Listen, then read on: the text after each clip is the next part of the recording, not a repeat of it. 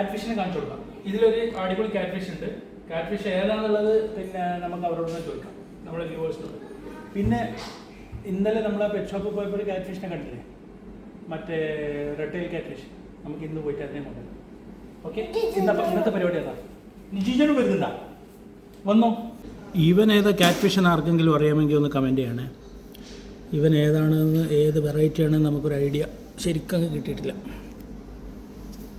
അക്വേറിയത്തിൻ്റെ ഗ്ലാസ്സിനൊക്കെ പായൽ പിടിച്ചു. ആ ഒരു യെല്ലോ പുള്ളി വരുന്ന ഒരു ക്യാറ്റ് ഫിഷ് ഇല്ലേ, അതാണെന്നാണ് ഞാൻ ആദ്യം വിചാരിച്ചത്. അപ്പോൾ അതല്ല, ഇവന് പുള്ളിയൊന്നും ഇല്ലായിരുന്നു കൊണ്ടുവന്നപ്പോഴേ.